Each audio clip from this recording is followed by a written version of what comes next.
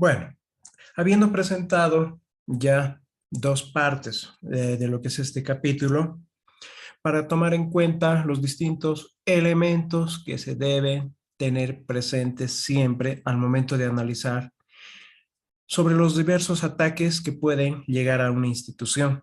En este caso, a nuestra institución es lo que habíamos dicho que hay que asumir. ¿Qué es lo que puede pasarme a mí como institución? ¿Cómo voy a responder ante esto si es que yo soy un responsable de seguridad de la información? De esta manera es que yo no tengo que andar reinventando todo lo que ya está.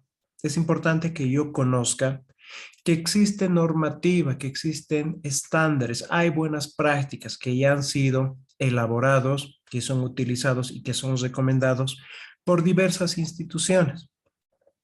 Es así que el primer factor que deben tomar en cuenta es cualquier institución que tenga un responsable de seguridad de la información, a lo que debe tender, a lo que debe apuntar, es a la implementación de un SGSI. Es un sistema de gestión de seguridad de la información. Ojo, esto no hay que confundir, no tengo que pensar que necesariamente es un sistema, es decir, estoy hablando de un software. Acá hay que entender el sistema en toda la amplitud de la palabra. Es decir, se tiene que ir considerando todo este conjunto, todo este dominio, por así decirlo, de buenas prácticas, procedimientos que van a controlar, que van a normar el funcionamiento de qué, de la institución. Pero ¿desde qué punto de vista? Desde la gestión misma de la seguridad de nuestra información. Toda la información que se va a manipular en X institución debe ir respetando ciertos tipos de procedimientos, respetando políticas que vayan a ser establecidas. Todo eso con el fin de ¿qué? De velar por la seguridad de la información. Procedimientos que pueden ser tan sencillos como, por ejemplo, este documento que se va a imprimir, se va a sacar una copia. Una vez que la copia sea utilizada, ¿qué va a pasar con esa copia? ¿Me lo voy a poder llevar a casa? ¿Lo voy a doblar y lo voy a lanzar a la basura? Hay procedimientos que hablan desde la forma en la cual se debe destruir esta información, utilizando, por ejemplo, lo que son trituradoras. Ese es un procedimiento. ¿Cómo voy a eliminar de forma segura la información? Utilizando una trituradora una vez que la información haya sido aplicada o utilizada. Es una primera alternativa, un procedimiento sencillo. Ahora, si nos vamos a un procedimiento un tanto más complejo, ¿de qué manera se debería normar la modificación a una base de datos? Número uno, ¿quién tiene acceso a la base de datos? ¿Será un acceso de una sola persona o como hacen en otras instituciones, es un acceso compartido? Es decir, la mitad de la contraseña tiene una persona, la mitad de la contraseña tiene una segunda, de tal forma que la única manera en la cual puedan acceder a hacer un cambio sea con las dos personas presentes. O sea, hay procedimientos, por eso desde tan sencillos como una eliminación de papel hasta tan complicados como lo que es el cambio a una base de datos, que deben estar normalizados. Y ese es el propósito de estos sistemas de gestión de seguridad de la información.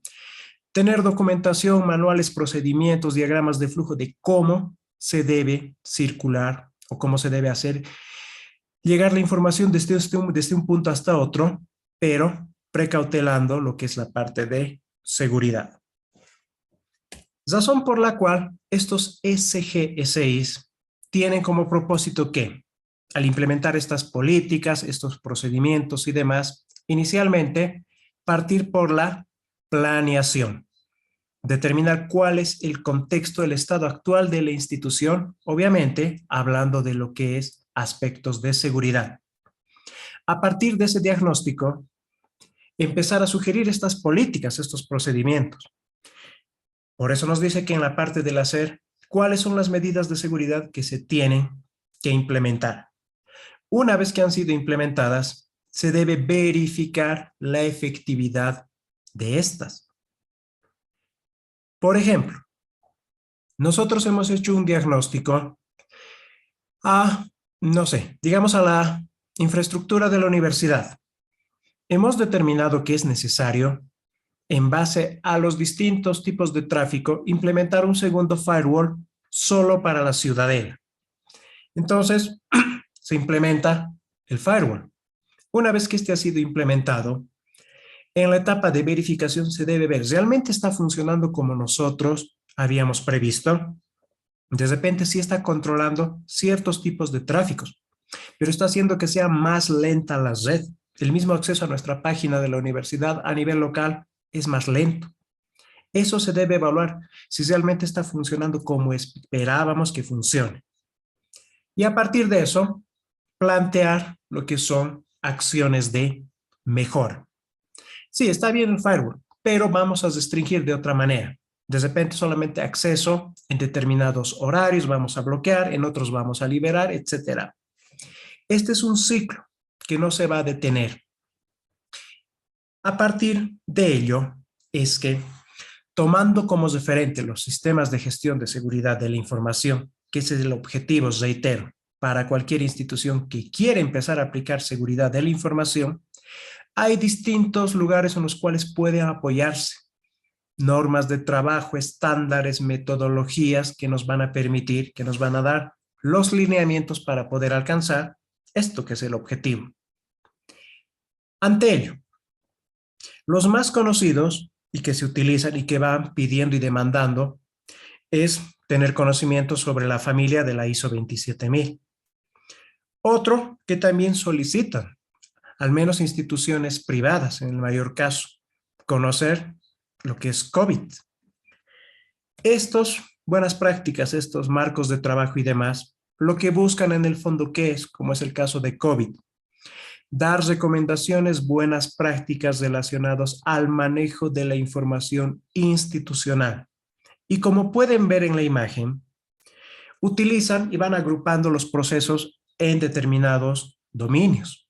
Ahí estamos viendo simplemente por mencionar algunos de esos, ya que COVID, hasta donde tengo entendido, es motivo de estudio de otra asignatura, ¿verdad? Dentro de la carrera. Entonces, para no hacer duplicidad de contenido, únicamente me voy a centrar en nombrarles que existe este marco de trabajo, ¿no? Como podemos ver, utiliza desde lo que es controles para la educación, la capacitación de los usuarios, políticas para lo que es la adquisición, mantenimiento de software, controles de monitoreo de si se está dando cumplimiento o no a determinadas acciones, controles de calidad, la forma en la cual se está administrando tecnologías de información y demás. Todo eso, en base a las herramientas propias que tiene COVID, van a permitir a la institución, ya cuando tenga que afrontar un proceso de auditoría, poder conocer cuál es su estado actual, cuál es el estado deseado. Y en función a eso se les emitirá ¿qué cosa? Un manual, bueno, en este caso no un manual, un informe con recomendaciones. ¿Qué puntos son favorables? ¿Cuáles otros hay que fortalecer? Y los plazos mismos para que den el respectivo cumplimiento. Similar a lo que hace, ya pasando a algo más conocido a nivel nacional, que son los controles que va aplicando la ASFI. ¿A quién? A cualquier entidad financiera. Independientemente, ¿no? Si sea desde un banco hasta una cooperativa, estos están sujetos a respetar esta normativa, estos reglamentos. Centrándonos en los que nos deberían interesar como parte de la ASFI, ellos, para la parte de tecnologías de información, también tienen la normativa. Desde antes de que se ponga, por así decirlo, de moda en el Estado, lo que es la parte de la seguridad informática, la seguridad de la información, ya lo que es la ASFI, al ser entidades financieras, necesariamente, ya tenía su propia normativa, sus propios reglamentos, o como están viendo ahí en el título 7, ¿no? Requisitos mínimos de seguridad que deberían ir implementando todas las instituciones financieras. Y podemos ir distinguiendo que hay elementos que deben ser forzosamente utilizados dependiendo a este rubro institucional. Por ejemplo, la continuidad del negocio, acá en la sección 10. Habíamos dicho, ¿qué pasa si un banco deja de trabajar por un par de horas? el perjuicio que puede generar, no solo a los usuarios, ¿no? Locales, nacionales, de repente hasta internacionales, alguna transacción con alguna multinacional o cualquier caso que se pueda dar. Controles de accesos, desarrollo, mantenimiento, implementación de sistemas. O sea, vean, no es cuestión de desarrollar por desarrollar, sino acá hay lineamientos que también deben ser respetados. Estoy haciendo una aplicación que el propósito, ¿cuál es? Va a ser movimiento de dinero. Entonces, los controles de seguridad deben ser, pues, prácticamente elevados en estos casos. Todo esto de forma resumida, ¿no? El documento se los voy a pasar, se los voy a subir a la plataforma para que ustedes puedan revisar si es que tienen curiosidad. Pero, a nivel de tecnologías de información, esto es lo que necesariamente, si es que en algún momento van a entrar a trabajar a alguna institución financiera, lo primero que tienen que agarrarse, junto con la 1178, la Quiroga Santa Cruz y demás, pero hablando propiamente del área, en los bancos, en las financieras, esto es lo primero que tienen que leer si van a trabajar en tecnologías de información. ¿Qué debo hacer? ¿Cómo debo hacerlo para evitar alguna observación o pecar, ¿no? En el fondo, por ingenuidad. Es importante conocer la normativa. Si no voy a trabajar en un banco, como puede ser lo que muchos vamos a decir, no, a mí no me interesa trabajar en el sector de la banca y bla, bla. ¿Qué pasa si es que yo voy a trabajar en lo que son instituciones del Estado? También tienen su normativa, ¿no? Desde el 2016, como les había dicho, este documento ha sido aprobado y es exigida a las instituciones. Cualquier institución que pertenezca o que dependa del Estado, los profesionales de tecnologías de información que trabajan ahí, si tienen un oficial de seguridad de la información, él se va a encargar de armar este documento. Ahora, si no hay un oficial de seguridad de la información, bueno, alguno de la institución que está en tecnologías de información tiene que hacer, porque esto anualmente va pidiendo, van haciendo revisiones los que son de la AGETIC. Bueno, en realidad pasa también por el centro de incidentes, ¿no? Como les había mostrado.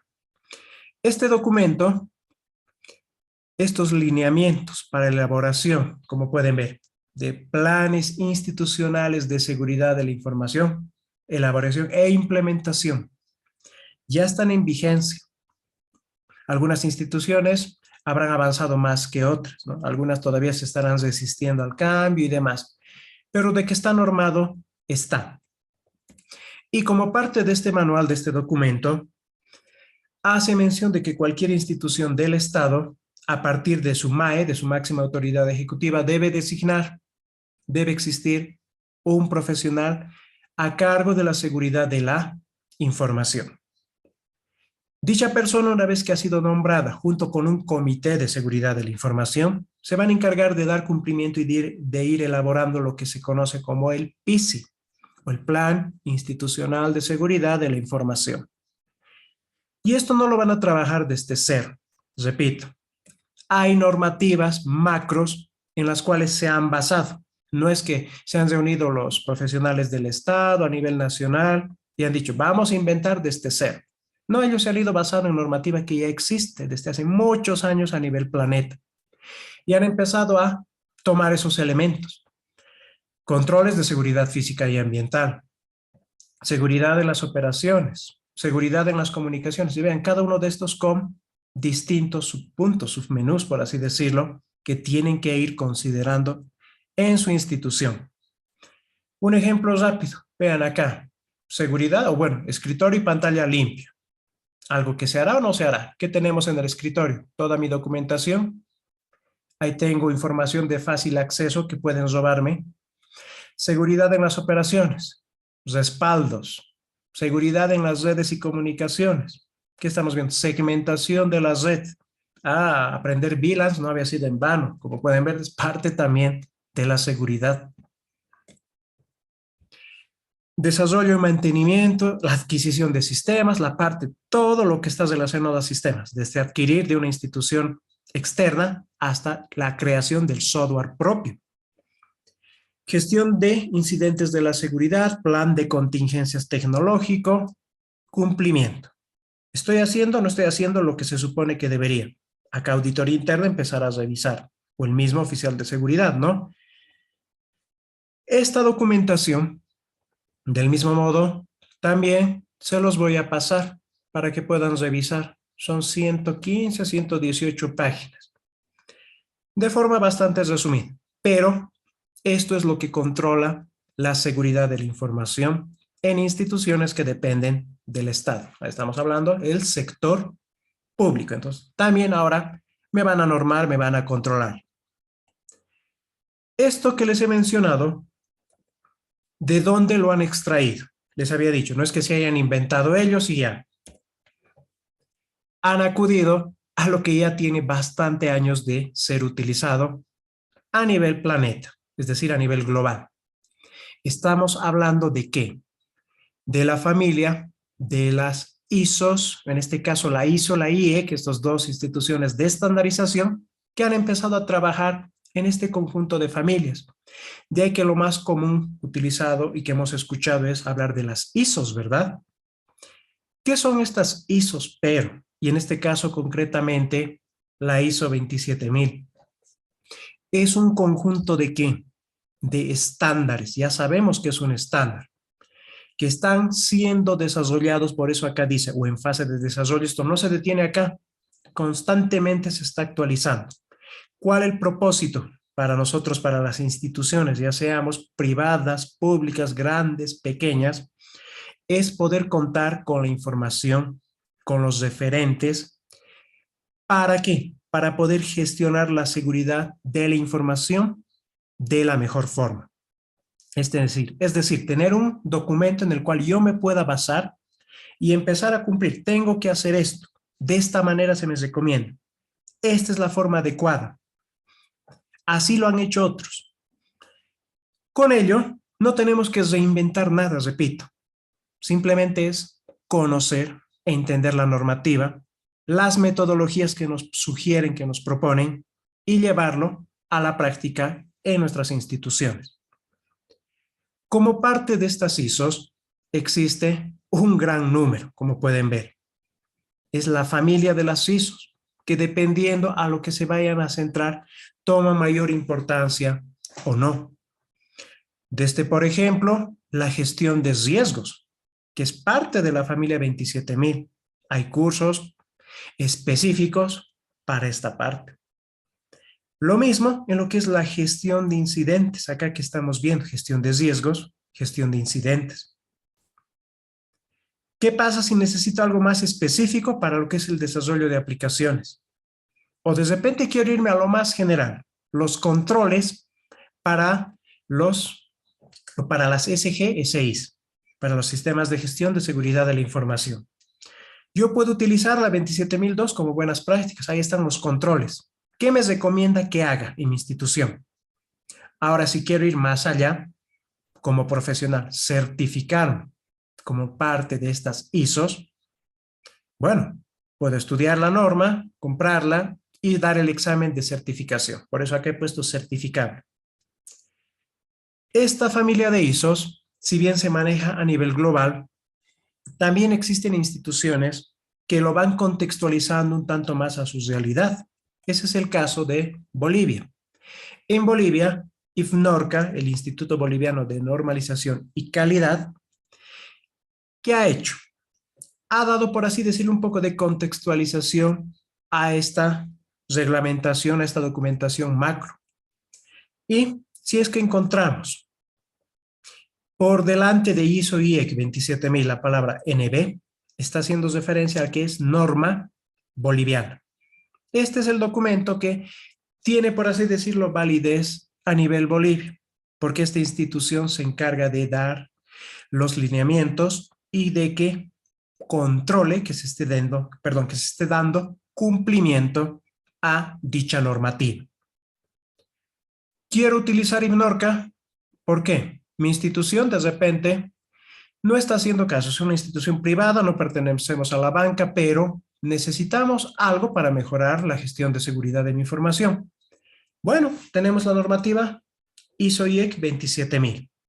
Podemos utilizar la boliviana o irnos a lo más macro, que sería la general, la que se va manejando, al menos dentro de lo que es nuestra lengua, ¿no? Nuestro idioma de habla. Volviendo. Si bien IFNORCA me va a permitir a mí poder dar los lineamientos para mi institución a nivel de seguridad de la información, esta ISO, de forma general, la 27002, es aquella que me va a dar el conjunto de buenas prácticas. ¿Qué es lo que yo puedo hacer sin necesidad de acudir a una institución de normalización, sin necesidad de sacar la certificación o de acudir a alguna otra documentación? Les había dicho, el documento del Estado está basado en varias de estas familias de las ISOs. Razón por la cual yo me voy a centrar en la sesión del día de hoy a tratar de guiarles, orientarles, qué nos dice esta norma 27002 que se puede aplicar a cualquier tipo de institución, sin importar su tamaño, o sea, pública o privada. Vamos a tomar en cuenta que esta está categorizada en 14 dominios. Estos 14 dominios contienen a su vez 35 objetivos de control, que es lo que hay que cumplir. Y dentro de estos 35 objetivos, hay distribuidos, están 114 controles específicos. Es decir, no es poquito, son muchas cosas que se nos recomienda como institución, como profesionales de tecnologías de información que deberíamos ir cumpliendo. Entendamos entonces que el dominio va a ser lo más general. De ahí su mismo nombre, el dominio. A partir de estos dominios, que son estos 14, vamos a encontrar los objetivos de control, que es lo que nosotros deberíamos dar cumplimiento y lo que se utiliza en las evaluaciones de auditoría. Este objetivo se ha cumplido, usted se ha propuesto en este año estos dos objetivos de control dar cumplimiento, pero no lo ha hecho. Entonces, no está cumpliendo con lo que usted mismo ha planificado y ya, se viene una recomendación. Si no se cumple, bueno, ya empiezan las sanciones, las llamadas de atención y demás. Vuelvo acá, ¿por qué? Para entender la estructura de esta ISO que vamos a ir viendo, los dominios van a aparecer con color celeste, son los títulos, estos 14 que vamos a ver. Debajo de estos, en ese orden jerárquico, vamos a encontrar los 35 objetivos de control. Bueno, los más importantes, ¿no? Porque cubrir todos, reitero, es muy extenso. Y finalmente, con color negro, los controles, la acción específica que se tendría que cumplir para satisfacer al objetivo de control. Entonces, dominio, lo general. Los objetivos de control, ¿qué es lo que deberíamos hacer? Y para dar cumplimiento a estos objetivos de control, serían los controles que nos dicen cómo vamos a alcanzar este objetivo. Sería algo así como tener mi objetivo general y cómo doy cumplimiento a mi objetivo general a partir de mis objetivos específicos, ¿verdad? Bien, entonces, ¿cómo parte esta norma? Todo parte por el dominio, que son las políticas de seguridad. Este es el nombre del primer dominio. Dentro de este dominio, su objetivo de control, acá con color rojo, es o son las directrices de la Dirección en Seguridad de Información. Ahora, ¿yo cómo cumplo este objetivo de control, estas directrices? Para dar cumplimiento a estas, ¿qué tenemos que elaborar? ¿Cuáles son los controles en concreto? Hay que establecer, hay que crear un conjunto de políticas. Si es que ya existen políticas, hay que dar una revisión, hacer una actualización. En el fondo, es tener un manual de seguridad de la información, ya sea un plan institucional, PISI, o de repente alguna normativa, algún documento interno, en el caso de la banca o de cualquier otra institución, pero es su manual, donde va a estar establecido qué se puede hacer y qué cosa no se puede hacer a nivel de seguridad. Con estos controles, entonces, se da cumplimiento a este objetivo. a esta directriz de la Dirección en Seguridad de la Información, como parte del dominio políticas de seguridad. Este es el primer dominio. Tener el manual, la documentación, la reglamentación. ¿Y qué será lo que va a estar dentro de esto? Similar a lo que veíamos acá del PISI. Aquí nos dice cómo tenemos que hacer, quién lo va a hacer y qué elementos tiene que empezar a considerar. Esto que estamos viendo acá, seguridad física, seguridad de operaciones, seguridad de las comunicaciones, reitero, ¿de dónde lo han sacado? ¿De dónde han revisado? Ha sido precisamente de lo que estamos revisando, de estas ISOs. A eso es a lo que han acudido. Entonces, acá, el Plan Institucional de Seguridad de la Información. Esto en lo que es instituciones del sector público. Cualquier otra acude a esta ISO y arma su propio manual de seguridad. Primer dominio, políticas de seguridad.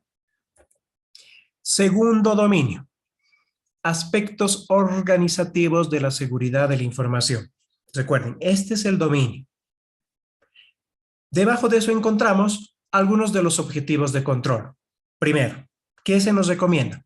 La organización interna. Siempre es bueno empezar a asignar responsabilidades, límites. ¿Qué es lo que se tiene que hacer? ¿Quién va a ser el responsable? ¿Quién se va a encargar de la seguridad? ¿Hasta dónde acaba su función? ¿Dónde entra la responsabilidad del responsable de la base de datos, del responsable de las redes, del mismo responsable del Departamento de Tecnologías de Información? Lo que se tiene que evitar acá es que choquen, algo que se ve. El director de tecnologías de información o el jefe del data center, ese es su cargo, está a cargo de toda la parte de tecnologías de información. Muchas veces se puede chocar con el responsable de seguridad de la información. A nivel jerárquico no tiene que estar en el data center, no puede ser alguien como parte, porque su labor del oficial de seguridad de la información es hacer un control, observar, encontrar vulnerabilidades, identificar ciertas cosas que puedan estar realizándose de mala forma, pero desde la parte externa. Entonces, no puede ser parte del mismo departamento de tecnologías de información. Y ahí es donde empiezan a chocar. Deberías implementar estos controles, dice el oficial de seguridad, de esta forma. Ah, pero el tecnologías de información, este que se cree que está viniendo a controlarme, no, no voy a hacer así. Y empieza ahí los problemas. Razón por la cual la MAE es la que tiene que dar los lineamientos. Responsabilidad, él se va a encargar de esto, va a controlar esto. Por más que no te guste, tú tienes que hacer caso, ¿no? Porque es parte. Si no haces caso, entonces a ti te llega responsabilidad. Esa va en la parte de la organización interna, como parte de los aspectos organizativos. Otro segundo objetivo de control que se tiene que cumplir son los dispositivos para movilidad y teletrabajo. ¿Qué se tiene que ver ahí? ¿De qué manera se van a utilizar los equipos institucionales cuando un funcionario tenga que ausentarse y deba llevar un equipo? ¿De qué forma lo tiene que utilizar si va a llevar a su casa? Si está en un viaje de negocios, ¿cómo se va a conectar a nuestra red institucional? ¿Qué elementos de seguridad se están contemplando? ¿O será que así por así se le va a dejar conectarse desde cualquier otra computadora que podrá utilizar cualquier tipo de red, incluso sin que esté protegida? Esos elementos deben definirse acá. Una vez que son definidos, recién deben ser utilizados. Vean, todo parte primero por la organización. Otro dominio, la seguridad ligada a los recursos humanos. Este es un factor completamente clave. ¿Por qué? Porque acá estamos hablando de personas. Y acá no necesariamente el responsable de seguridad de la información o el OSI es el que se va a encargar de hacer todo esto. Una vez más, es previa coordinación. Tiene que reunirse con el jefe de personal. Acá también entrará en juego ¿quién? Lo que son la parte de asesorías. ¿Para qué? Para que entre ellos vayan bien. ¿Quién va a contratar? No es el oficial de seguridad. Él va a dar lineamientos. Son los de personal los que tendrán que evaluar esto. antecedentes, términos, condiciones. Paralelo a esto se tendrá que ver los tipos de sanciones. Ahí entra en juego quién, no solamente es recursos humanos, sino también lo que es asesoría, la parte legal. De esta forma se va a empezar a sancionar, todos estamos de acuerdo y esto es lo que va a regir a la institución. Pero si todos van en distintos sentidos, implementar un sistema de gestión de seguridad de la información, complicado. Bueno, ¿qué se tendría que hacer antes de la contratación? ¿A quién voy a contratar? ¿Cuál es el perfil? ¿Cómo se maneja en redes sociales? ¿Cómo es su vida extra del trabajo? Todos esos elementos se recomienda que se vayan a evaluar. Por eso siempre les recomendaba. Incluso las redes sociales pueden ser un factor negativo al momento de presentarse a una entrevista laboral. Hay que tener mucho cuidado con lo que uno va mostrando, publicando. Durante la contratación, no se supone he ganado el cargo y acá hago lo que a mí me da la gana. Hay que cumplir normativa. Del mismo modo que yo tengo que cumplir con la institución, ella también debería conmigo cumplir capacitándome. No simplemente ha entrado y ya.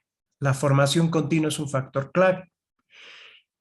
La mayoría de las empresas, y principalmente voy a hablar de las privadas, son las que dan cumplimiento a esto. Constantemente tienen que hacer este curso, este otro curso, por más que no quieran, pero les tienen que capacitar. A nivel del Estado también pasa eso. La Contraloría es la institución que generalmente va sacando estos cursos, ¿no? De las distintas leyes, del funcionario público, todo lo que tienen que ir conociendo. De tal manera que el funcionario que ha hecho algo irregular sabe a qué se está metiendo y bueno, va a recibir la sanción que corresponda. Cuando haya movimientos laborales de un cargo hacia otro o hasta el retiro, preservar la información es lo que nos debería interesar como profesionales de seguridad, sin ver rostros, sin ver personas. La información que tú manejas en este dispositivo que te ha dado la institución, no tienes por qué borrar, no tienes por qué tocar, por más que se te estés retirando. Entonces, esas políticas se tienen que ir bien. De repente, ya se sabe que se le va a despedir a X funcionario. Se sabe que puedes reaccionar de forma negativa. Entonces, bajo coordinación con el oficial de seguridad, hacer un backup antes de darle su memorándum de despido o que preserve dicho activo. Así por así, como les había comentado a grupos pasados, que me ha tocado a mí ver en mi primer experiencia laboral. Retiro de funcionarios, todo el trabajo, su plan operativo anual que estaban haciendo, ya me han retirado, ya no vuelvo al día siguiente, pero lo habían borrado. Eso es lo que se tiene que evitar. Y todos estos procedimientos, procesos que les decía, van orientados a estos, a preservar la información. Que no sufra cambio, que no sea borrada o corrompida. Esto relacionado a la parte de las personas. Gestión de activos. ¿Cómo se maneja? ¿Será que el oficial de seguridad solito va a decidir? De esta manera, de esta manera, de esta manera. Y acá no pinta nada el responsable de, en este caso, de activos fijos o quien está a cargo de almacenes. Es que también tiene que haber esa comunicación, esa interacción. Estos activos, estas computadoras se les han dado a tales funcionarios. ¿Quién va a mantener ese activo? Obviamente, el responsable de activos fijos. ¿A nombre de quién, cuándo se le ha entregado y demás? Lo mismo en la devolución con sus formularios. ¿Y qué pinta acá el oficial de seguridad de la información? Reitero, precautelar la información que está siendo almacenada en dichos activos.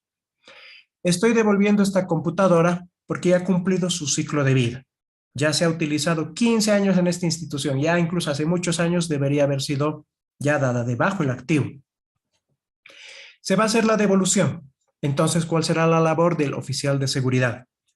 Bueno, junto con el dueño del activo, en su delante, mediante una nota, mediante una acta, hacer el backup respectivo. A partir de eso, recién realizar la devolución. ¿Por qué? ¿Qué se está evitando con eso? Ah, pero yo toda la información he devuelto, está en ese disco duro. Ahora, si el disco duro se ha arruinado, si le han dado a otro y lo ha borrado, ya no, eso ya no es mi problema, ¿no? Evitar ese tipo de respuestas, ese tipo de situaciones que se pueden ir dando. La clasificación. Unas instituciones más que otras dan importancia a los niveles de información a los que se debe poder acceder. Incluso en algunos casos manejan hojas de distintos colores,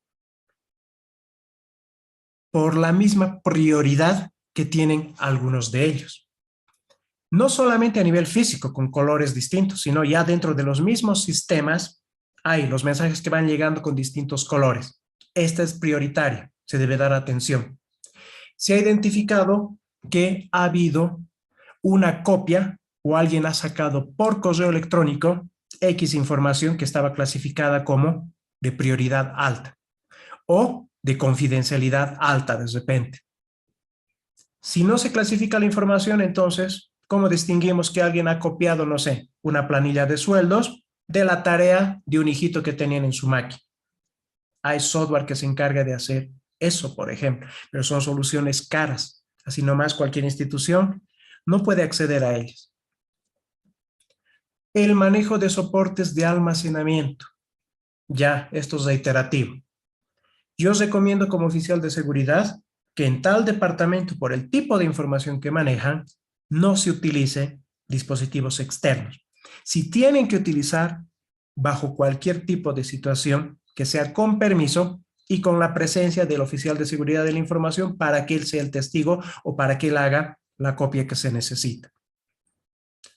Puede parecer demasiado extremo, pero reitero, la información, eso es lo que se busca precautelar, ¿no?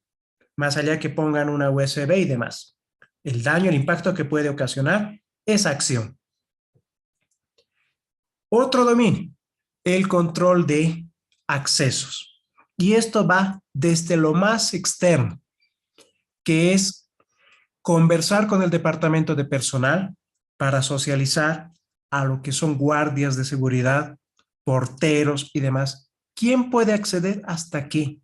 Y eso lo vamos a ver más adelante en estos controles.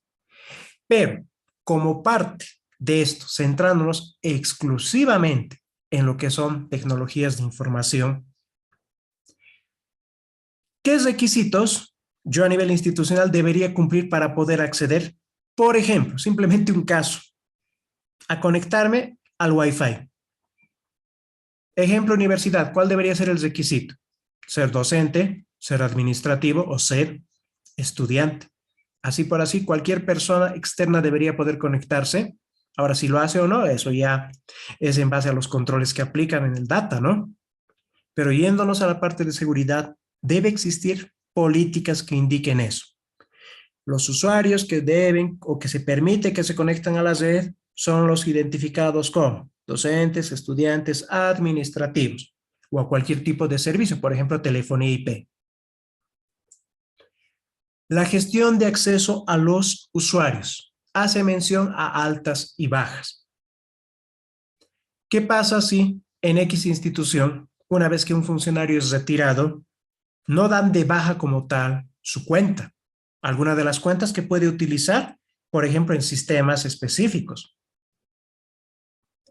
Con eso no digo, ya sabemos, no es necesario hasta que repita que tengan que borrarle de la base de datos, sino dar de baja. El usuario sigue toda su información ahí, pero su estado es down, ¿no? Off, o como queramos ponerle en el control, de tal forma que no pueda hacer nada porque su estado está inactivo. Es importante entonces identificar esto. ¿Dónde será complicado? En instituciones donde lo tienes registros así manuales. Acá trabajaba X funcionario, se le ha dado su memorándum de retiro o se ha jubilado, pero no han dado de baja en ningún momento las cuentas que utilizaba. Muchas veces esto es por descuido, pero se da. Yo he escuchado un caso de Sucre, ¿no? De una amistad que trabajaba en una institución a la cual le han retirado, pero después de un mes, cuando por probar hizo la prueba sus contraseñas, sus credenciales, todavía podía seguir entrando a los sistemas. Obviamente hizo el reporte y demás, pero mire, a esos extremos puede llegar el nivel de descuido muchas veces. Responsabilidades de usuario. Hablamos de qué?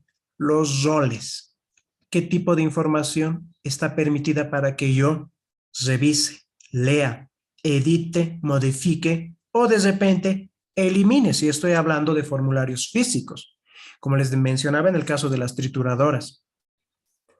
Si no se definen niveles de usuario, que yo pueda poder acceder, por ejemplo, no sé, a cualquier información que están manejando en vicerrectorado, por darles un caso.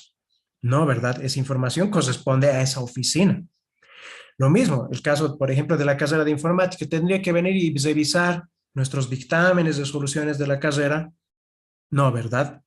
Cada uno con la información que le corresponda, precautelando lo que es la confidencialidad. Y para eso un factor clave, ¿cuál es? Autenticarse.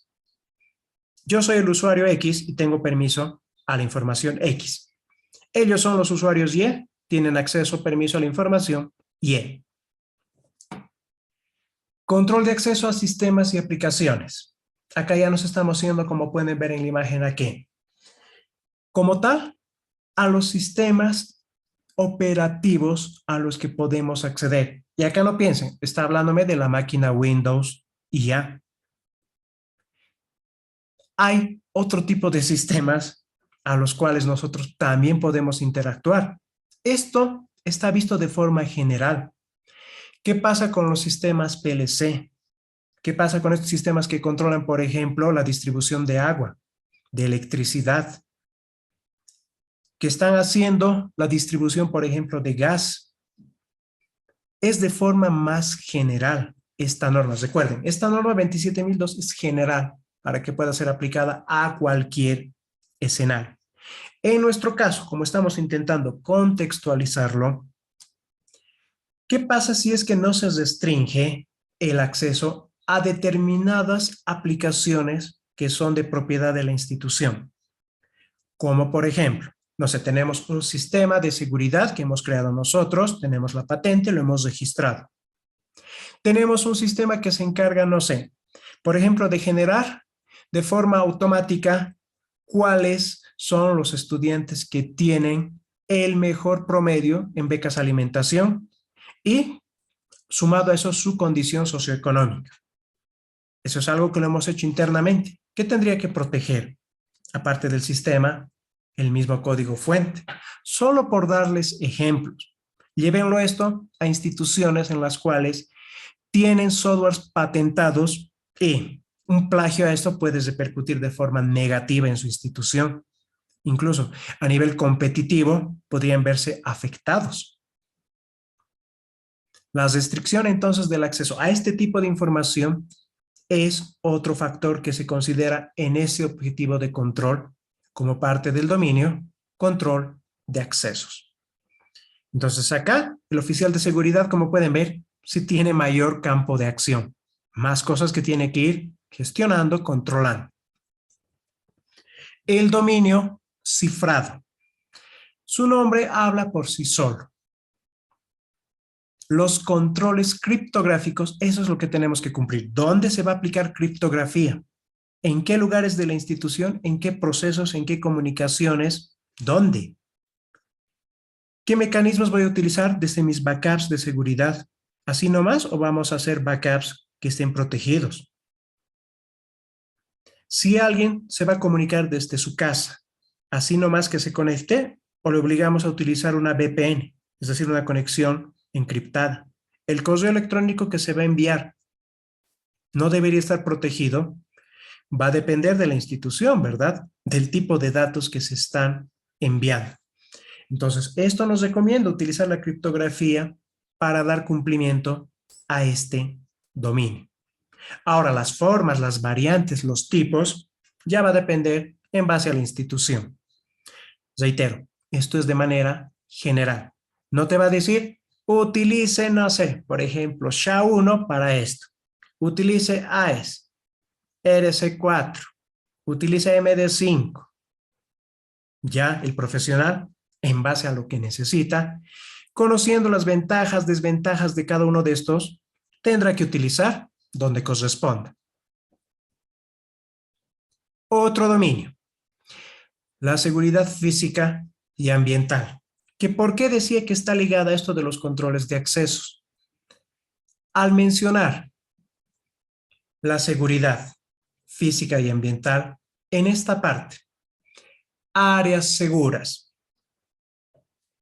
Acá, cámaras de seguridad, guardias, porteros, que se supone que deberían ir controlando quién entra a qué lugar, hasta dónde tiene permiso. En una instancia de la pandemia, en la universidad, estaban controlando. Teníamos que ir a ventanilla, sacar una fichita y a dónde estoy entrando. Pero eso se ha perdido. Es decir, si yo no tuviera ninguna relación, ningún vínculo con la universidad, tal vez pudiera entrar, me preguntarían, ¿dónde estoy yendo? No sé, al data center, allá. Me paso como si nada y me voy a otras oficinas a visitar, a espiar, a ver incluso hasta qué puedo robar. Importante, entonces, esta parte. No quiere decir que el oficial de seguridad de la información tiene que estar con su palo, con su perro, dando vueltas por todas las dependencias, ¿verdad? Dará los lineamientos para que se puedan aplicar. Circuito cerrado por acá.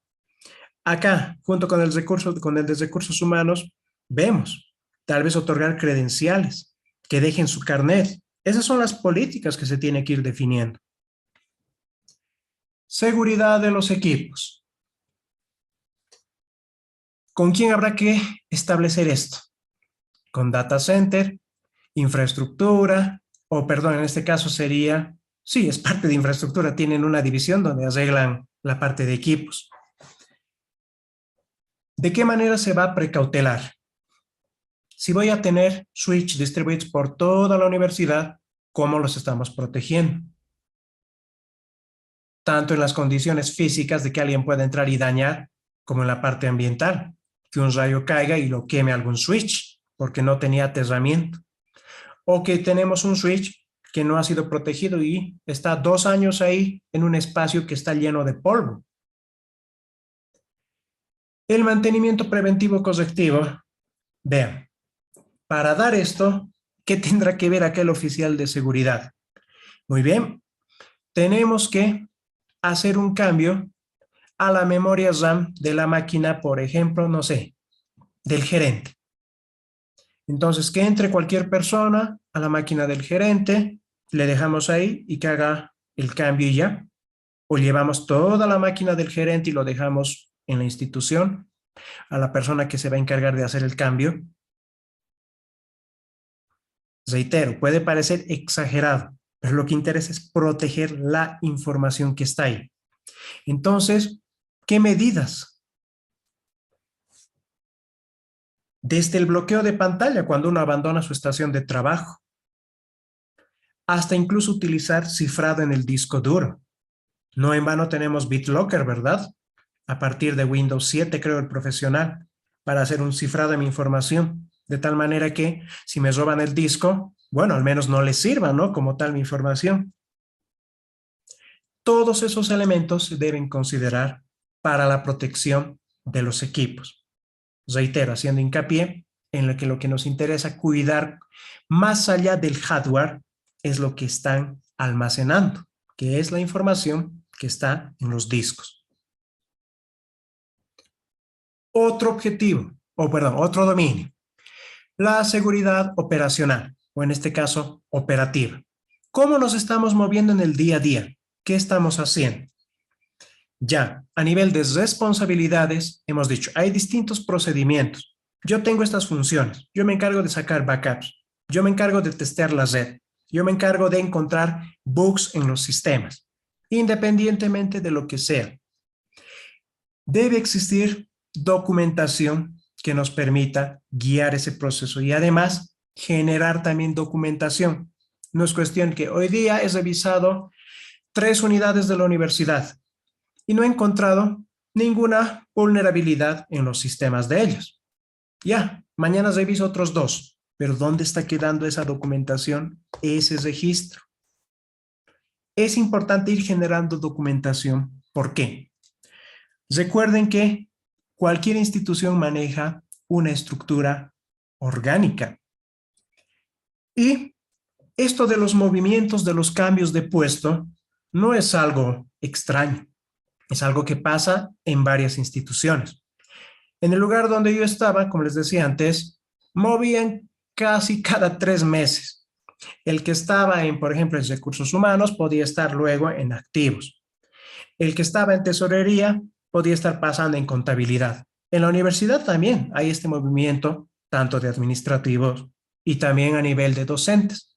Movimientos de materias y demás. No es extraño, se da. Por lo que los manuales de funciones es un aspecto clave. Por favor, tengan cuidado con los micrófonos para evitar lo que ha ocurrido.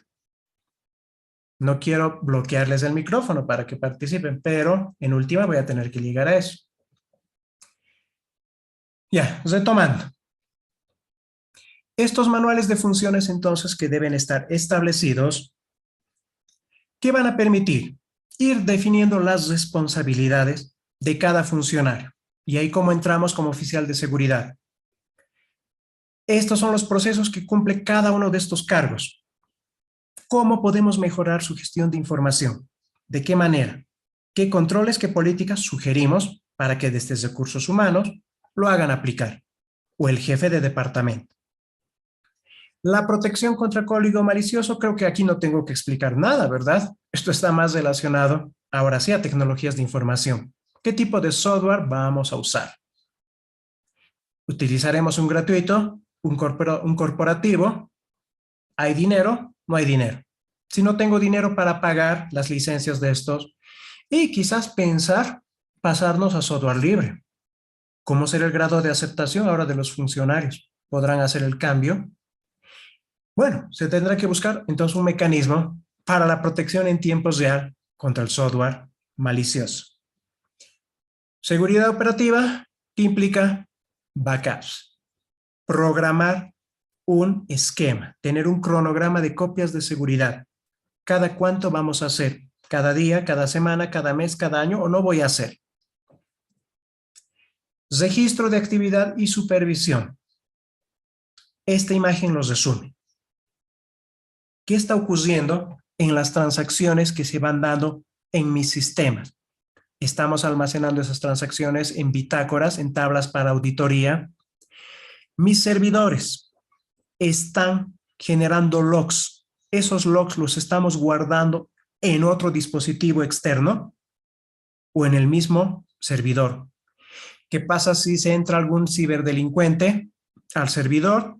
Hace todo lo que quería hacer, roba, modifica y al final, antes de irse, elimina los logs.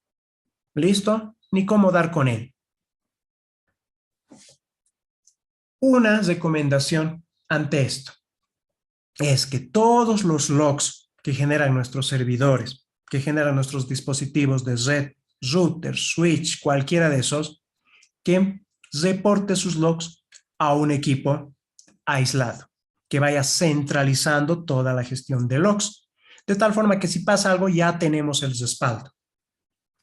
Esa es la importancia de esto, del mismo modo que la hora. En los laboratorios va a ser habitual encontrar máquinas que tienen distinta zona horaria, por la misma pilita, tiempo que no se ha usado.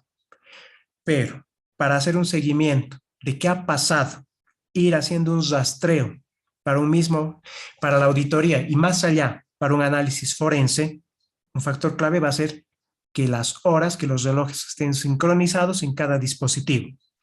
Porque si no, imagínense, ha entrado por este firewall que tenía la hora a las 9 de la noche. A las 9 de la noche le has registrado.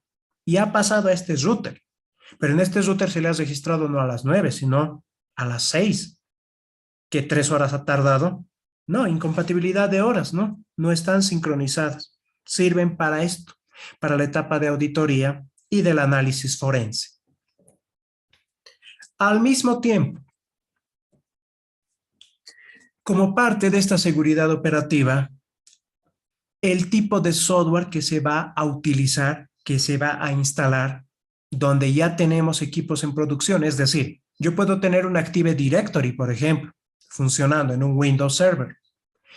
Y a esto le vamos a colocar, no sé, algún aditamento. Le vamos a integrar un servidor TACAS o un servidor Radius. Pero ojo, ¿dónde voy a hacer esa implementación? ¿Ya un sistema que está en producción? ¿Qué pasa si al momento de poner esto falla por cualquier factor genera un error, me voy a quedar sin el sistema que está en producción. Por lo tanto, el software que vaya a ser implementado inicialmente debe ser testeado en un entorno controlado antes de pasar a un escenario de producción. Aspecto que tampoco no siempre se cumple. Alguna vez algún cambio así directo en caliente se realiza y por eso encontramos o se detectan errores.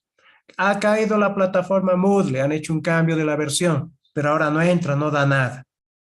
Hay que esperar a que lo vuelvan a levantar. Por ejemplo, ¿no? Ha caído la página de la carrera. ¿Qué ha pasado? No se ha testeado correctamente esto, hay que esperar. Vean, ejemplos, cosas que pueden pasar. Ligado a esto, a las máquinas de los clientes. ¿Les vamos a dar la libertad de instalar todo lo que ellos quieran? No es recomendable en algunos casos. Siempre es importante por precautelar el mismo activo, simplemente lo necesario, lo que se necesita para lo cual está en esa institución. Si será el trabajo simplemente de hacer redacción de notas, sea el desarrollo de un sistema, crear animaciones digitales, todo va a depender en función a ello. Luego, lo que son las auditorías a este tipo de sistemas de información. ¿Qué tipo de controles? ¿En base a qué métricas? ¿Qué metodología? ¿Qué indicadores?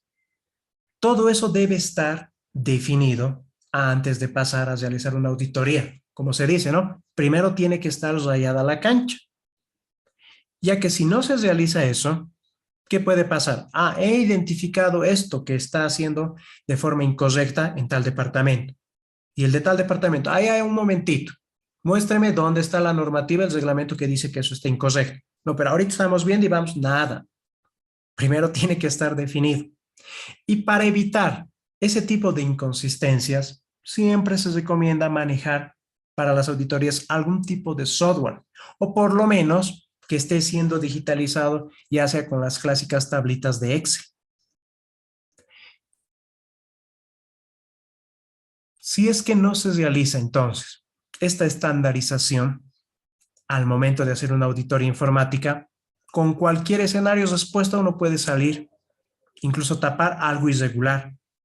Razón por la cual, vean, ¿por qué debe estar normado? Yo les puedo decir, por ejemplo, así para darles un pequeño caso, implementen un firewall, que es algo clásico. Listo, esa ha sido la instrucción. Ahora cualquiera de ustedes ya ha dicho un firewall. Yo me voy a agarrar de sí. Alguno se va a bajar algún firewall en una máquina virtual, otro hará de software libre, otro se buscará un firewall más sencillo. Y llegado el momento de la evaluación, ¿pero por qué has hecho este firewall? Si es que tenías que hacerme, por ejemplo, pfSense. Pero usted, ¿cuándo ha dicho eso? ¿Se dan cuenta? A eso, y en escenarios más extremos, no se debe llegar. La importancia entonces de esto de la auditoría. ¿Qué se va a evaluar? Eso tiene que conocer el auditado. Esto es lo que se te va a evaluar para que también pueda cumplir con eso. No es cuestión, te caigo por sorpresa a una auditoría y todo esto tenías que hacer. A tomar en cuenta entonces. La seguridad en las telecomunicaciones. Más sencillo esto. ¿Cómo doy cumplimiento a la seguridad en las redes? Muchos elementos que hemos visto que difícilmente entran acá. ¿Qué aspectos? Desde la división en redes, desde lo que es ocultar direcciones mediante NAT, desde lo que es la protección a los dispositivos inalámbricos, lo que es políticas basadas en listas de control de acceso. ¿Qué se puede hacer? ¿Qué no se puede hacer? Todo eso se contempla acá. Y vamos a seguir fortaleciendo en las siguientes unidades, ¿no? Que están orientadas a la seguridad en redes, al menos una más. ¿Cómo se va a intercambiar la información? Te mando un correo electrónico con la planilla de sueldos de toda la institución. Ya me mandas por correo, pero ¿cómo estaba protegido eso? Me ha enviado así en un texto que se puede abrir por cualquier persona, o está utilizando, por ejemplo, al menos una contraseña. o está encriptado el archivito. ¿De qué manera? Eso también debe ser acordado y normado. Ya la etapa de desarrollo. ¿Qué vamos a utilizar? Vamos a utilizar, no sé, el último lenguaje porque está de moda, porque lo utilizan en otros países. Vamos a utilizar la metodología Scrum porque es la que está de moda, es la que mejor funciona. Todos esos factores hay que analizarlo. Requisitos de seguridad para el desarrollo. Scrum, XP, contemplan elementos de seguridad. Son metodologías orientadas al desarrollo seguro. Para los que no conocían, hay metodologías de desarrollo de software seguro, además de las que conocemos habitualmente. Es decir, nos van a dar el framework de trabajo, nos van a dar los lineamientos, los distintos sprints y demás, normal como cualquier otro. Pero dentro de cada uno de esos hay elementos de seguridad que se tienen que ir completando, que se tienen que ir cumpliendo. Por si acaso, les adelanto, ¿no? Es aspecto del último capítulo, pero hay metodologías de desarrollo seguro para el software. En el caso de los datos que se vayan a utilizar, tanto para la etapa de testeo y demás, ¿esto qué implica? Que no voy a agarrar y voy a sacar un backup de mi base de datos actual y lo voy a llevar al software de prueba. Estoy llevando datos reales. Esto sabemos por sentido común.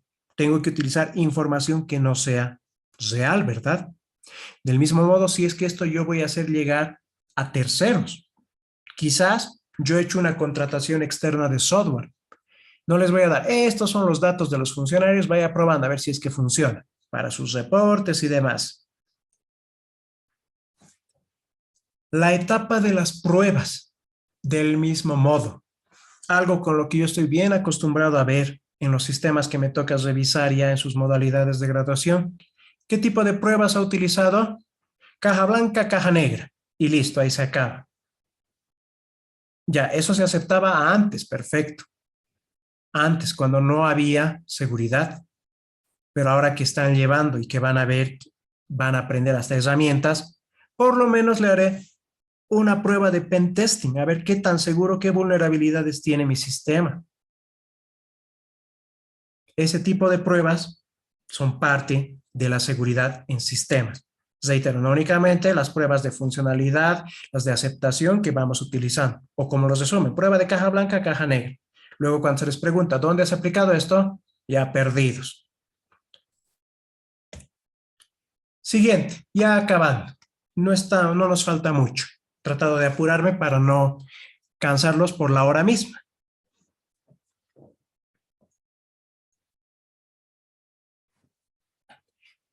Hemos hablado de terciarizar servicios, es decir, contratar a alguien externo a nivel de consultoría, por ejemplo, para que se encargue de hacer algo.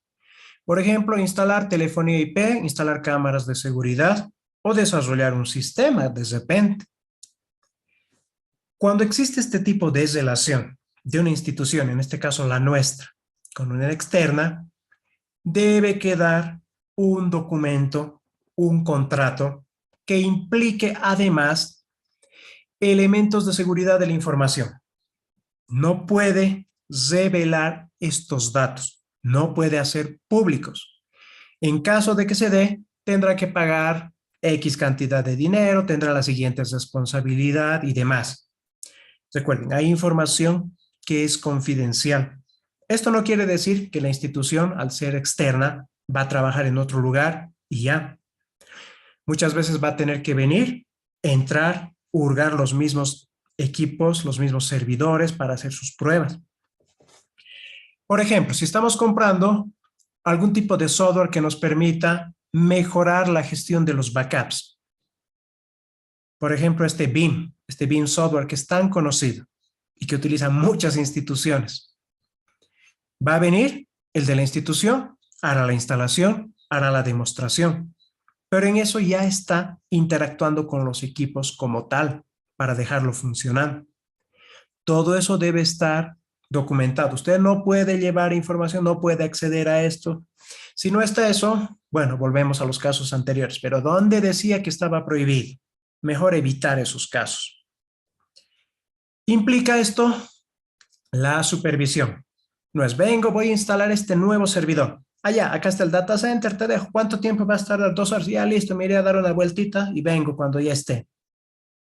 El control monitoreo necesariamente debe estar presente si me interesa precautelar activos de información.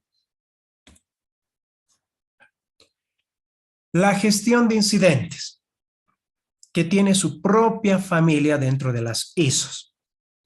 ¿Cómo manejamos los incidentes que puedan afectar a la información? ¿De qué manera podemos responder a ellos? ¿Qué pasa si es que, por ejemplo, no sé, ransomware en el servidor? ¿De qué manera vamos a responder ante ello? ¿Lo vamos a desenchufar el servidor? ¿Vamos a bajar toda la red? ¿Lo vamos a quemar ese disco duro? ¿Cómo se reacciona ante eso? Acá es importante entonces, si bien no existe un manual, algo general que diga, de esta manera tienes que proceder paso 1, 2, 3, 4, 5, muy difícilmente, al menos en una carrera tecnológica, vamos a poder tener eso, dado actualizaciones, parches, nuevas versiones, cambios de tecnología. Muy difícilmente algo de hace 5 o 10 años todavía vamos a poder usarlo así normalmente. Entonces, ¿cuál es la recomendación ante esto? Puedo seguir buenas prácticas, ir documentando. De la documentación, por más que sea feo, es clave. Si ocurre X incidente en mi servidor, estas son las alternativas para dar continuidad. Paso número 1, hacer esto. Paso número 2, hacer esta otra cosa. En base a esto, a lo primero que yo voy a ir definiendo, por ejemplo, les hablo del ransomware. De repente, paso número 1, aislar al equipo. Paso número 2, sacar o hacer un cambio del disco duro en caliente. De repente era ese tipo de discos, ¿no?, que podemos sacar y poner sin necesidad de apagar el equipo. Paso número 3, hacer el backup que se está generando cada hora. Volver hasta el último punto que teníamos. Eso podía ser. En base a eso, nosotros estamos aprendiendo de lo que ha pasado. De repente, para la siguiente vez, vamos a ver que tener un backup cada hora de esa información no es suficiente. De repente, vamos a necesitar backups de media hora, dada la importancia. Con eso estamos aprendiendo y se va a actualizar nuestra respuesta. ¿Pasa algo similar? Mis backups ya van a estar generándose cada tiempo más corto, cada 30 minutos y demás, por darles un ejemplo. Y todo lo que ha venido ocurriendo debe ser registrado. Esa es la evidencia. En base a eso se va a trabajar las alternativas de respuesta más adecuadas. Y lo último, en el peor escenario, debe generarse necesariamente evidencia para la etapa de el análisis forense. ¿Qué es lo que ha ocurrido? ¿Por qué? ¿Por culpa de quién? ¿Por dónde? ¿A qué hora? Etcétera. ¿Qué pasa en el caso de este dominio? Ya el antepenúltimo. Continuidad del negocio. ¿Qué hemos hablado acá? Incidentes. Algo que puede pasar a mi información. Ahora, si se ha perdido determinada información, ¿qué tan importante es para la institución? ¿Podemos seguir trabajando si algún activo de información ha dejado de funcionar? ¿Podemos seguir trabajando si es que todo un servidor ha caído? Sí, tenemos un servidor de respaldo. Ah, perfecto. Ah, pero ¿cada cuánto se estaba generando la copia? Podemos seguir trabajando. Si es que X información ha sido robada, todo depende, repito, del tipo de institución. Para la continuidad del negocio, se recomienda sí o sí que una institución implemente ¿qué? Su sistema de gestión de seguridad de la información. Porque esto es el que va a guiar, el que va a definir qué se va a hacer. Todo en base a los procedimientos, procesos, políticas que se han ido definiendo. Una institución que sí tiene su SGSI va a poder reaccionar de mejor forma y de manera más oportuna que otra que está, por así decirlo, dando los primeros pasos o que no tiene nada. Un escenario catastrófico que podría ser para la U. Imaginen que todo el historial académico de todos los estudiantes desde hace 30, 35 años se daña. Todos esos discos duros. ¿Cuál sería el plan B para recuperar eso? Para trámites y demás. Ir a la información en papel. Pero ¿qué pasa si ha habido un incendio y hasta eso se ha perdido? Ese escenario, ahora llévenlo a lugares más críticos. El historial clínico el historial clínico de un hospital, donde se guarda todo, incluyendo a qué medicamentos tiene alergias. Eso ha sufrido un ataque. Llega un paciente, todo está digitalizado y virtualizado. Se le tiene que intervenir de urgencia, pero no tengo acceso a eso. Cualquier medicamento le van a poner, cualquier analgésico y demás. ¿Qué pasa si tiene alergia a eso? Ese es un escenario realmente crítico, ¿verdad? Entonces, algunas instituciones, algunos modelos de negocio no pueden permitirse parar. No van a decir, esperaremos a que vuelva el sistema una hora, mientras tanto el paciente que esté esperando acá. Difícil, ¿verdad? Para garantizar la continuidad del negocio, entonces, además de este sistema de gestión de seguridad de la información, la redundancia. Redundancia a nivel de red, redundancia a nivel de equipos, incluso a nivel de personas. Eso es lo que comentaba en un curso un profesional que les decía. Había 2 por cada puesto. Por cualquier situación. ¿Qué pasa si uno se enfermaba, justo alguno tenía algún accidente? Siempre tenía que haber alguien de respaldo, hasta a nivel de persona. A un extremo mayor, ¿no? Así trabajan en otras instituciones, ¿no? Al menos en estas de petróleos y demás. Finalmente, el cumplimiento. Una institución no está obligado, y voy a volver. Esto es el resumen de todo lo que les he hablado. Acá está incluso más puntos que difícilmente podemos ver porque son extensos. Una institución no está obligada a hacer todito esto. Puede hacer al año. Este año voy a cumplir esto. Seguridad, recursos humanos. Entonces pasa el año, me evalúan, sí, ha cumplido esto. Perfecto. Para el año, ahora vamos a hacer el punto 8 más. Es decir, no en un año es todito esto. Podemos ir nosotros programando, planificando. Pero una vez que programamos algo, hay que cumplir. Esto del cumplimiento es un factor clave para los análisis de auditoría, como estamos viendo. Usted ha dicho que iba a hacer este año esto y no ha cumplido, entonces ya una recomendación, un antecedente negativo para la institución y para el funcionario. ¿Qué más hay que cumplir aparte de lo que voy programando? Normativa que se encuentra por encima a nuestros manuales. Ojo, hay constitución política del Estado, hay reglamentación así específica para distintos rubros, entonces no es así por así decir, yo voy a hacer internamente esto y no me interesa lo demás. Hay que identificar todos estos aspectos de legislación. Mi documento, mi manual, no puede contradecir a algo superior. Esto también hay que tomar muy en cuenta. Y además de qué? De la parte de datos confidenciales. Vean acá en esta imagen estoy tratando de resumir.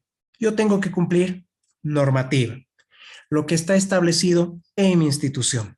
Y además de eso, la información que se está manejando se supone que es privada.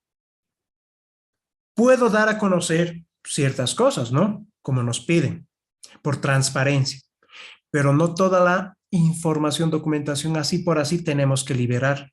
Hay información que puede ser confidencial y que puede comprometer a una institución. Entonces, eso hay que precautelar, ¿no? Siempre y cuando no vaya a contradecir la parte legislativa. Con todo este resumen relacionado a esta norma, que acá lo tienen, esto es lo que se utiliza como un estándar para la seguridad de la información. Simplemente hay que conocer y tratar de aplicarlo de la mejor manera. Con todo ello, llegando a la diapositiva final, utilizar normativa, estándares, buenas prácticas relacionadas a la seguridad de la información. ¿Qué efecto positivo generará? ¿Cuál es el valor que va a aportar a una institución? Ponernos en una ventaja competitiva de saber cómo actuar, cómo poder lidiar ante determinados incidentes, amenazas que vayan a comprometer mis activos de información. En este caso, parte por ahí. Mientras mayor experiencia, mientras mayor documentación, yo conozca, haya estudiado, haya revisado, de mejor forma voy a poder elaborar desde mis procedimientos, mis políticas y tratar de llevarlos a la práctica ya en el escenario de producción. Con esto estaría finalizando esta parte del primer capítulo. No sé si tienen hasta acá algún comentario o alguna duda